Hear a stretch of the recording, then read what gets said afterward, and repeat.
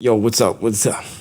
I need you to do your boy a solid before we get started here. Give me a like, follow, comment, share. Really comment. Tell me how you really feel about the situation. The best way we can get this word out is to communicate.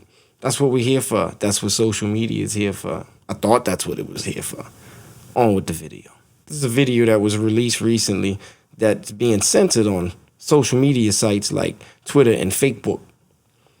It's of a family who had gotten it in this guy. And it was during the trial run in January. Well, the 12 to 15-year-old trial, the 14-year-old daughter had gotten it in. This guy for it. Well, right out the gate, her adverse reactions were immediate.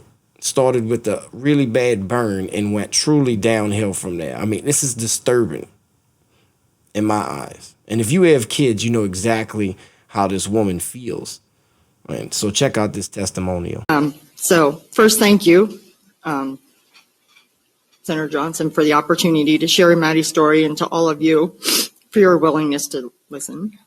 This isn't easy for me, and this has been very clearly emotional. So I'm going to read what I've written so I don't lose track. My name is Stephanie, and this is my daughter, Maddie, and we live in Ohio. On January 20th, Maddie received her second dose of the Higgnz as a participant in the clinical trial for 12 to 15-year-olds. All three of our kids volunteered and were excited to participate in the trial as a way to help us all return to normal life. My husband works in the medical field, and I have a degree in electrical engineering. We are pro-Higgnz and pro-science, which is why we agreed to let Maddie and her two older brothers volunteer for the trial. Before Maddie got her final dose of the Higgnz, she was a healthy 12-year-old who got straight A's and had lots of friends. She had a life. She was energetic. She was not like this. Although she does still have lots of friends.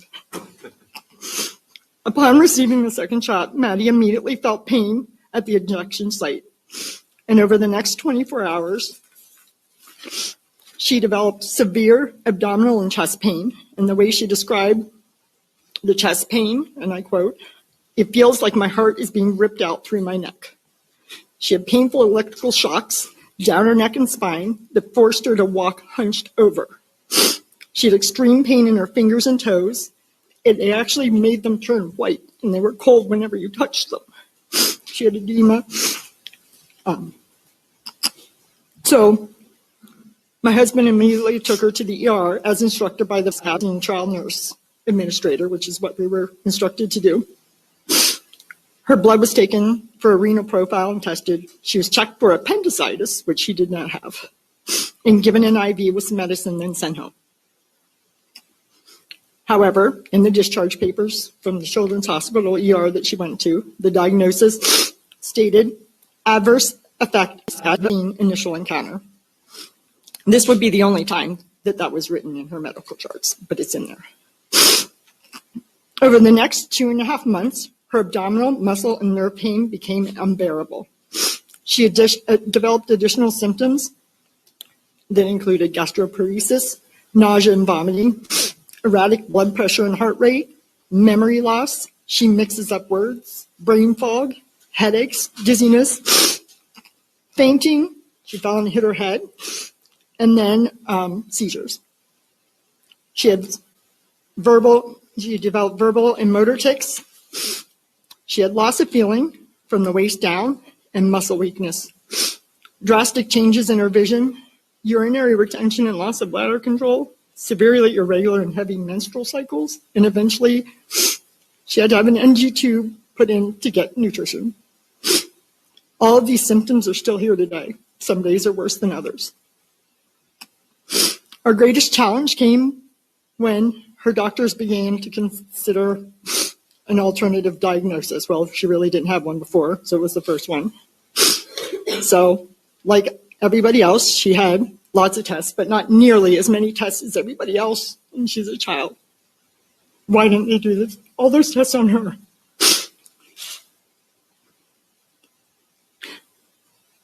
Sorry.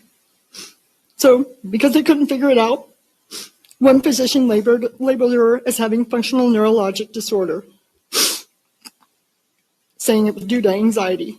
This concerned us, and we didn't agree with it because she doesn't have the anxiety. Look at her. I mean, what 13-year-old can sit here calmly, okay, if they have anxiety or mental issues? At one point, they even tried to admit her to a mental hospital.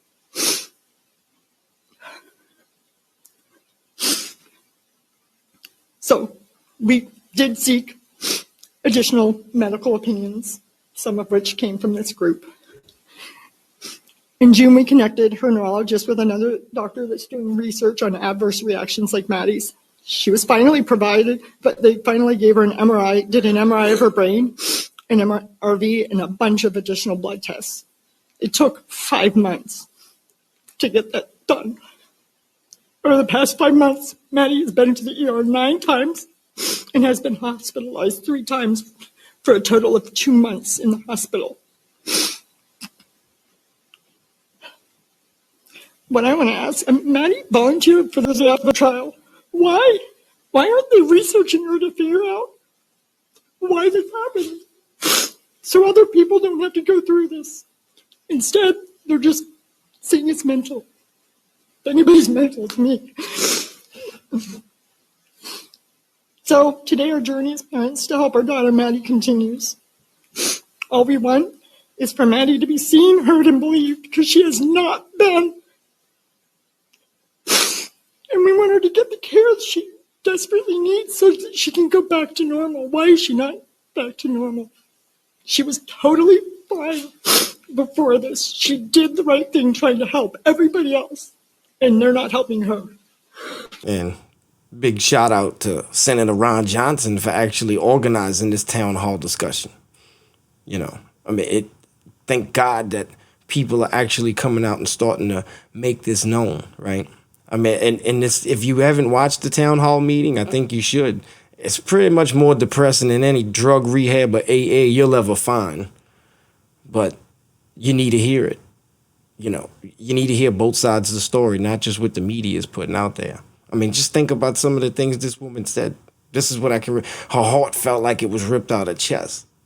Think about it, as a mother, like, you know, you got one of your children has these reactions. Who's to say what's going to happen to the other ones in the long run, right? We don't know anything about these long run reactions. That's what I'm really worried about. Loss of bladder control, loss of feeling from the waist down, seizures, brain fog, slurred speech, diagnosed with anxiety. They tried to admit this little girl into a crazy house. Who's really crazy? Peace. All I'm offering is the truth, nothing more.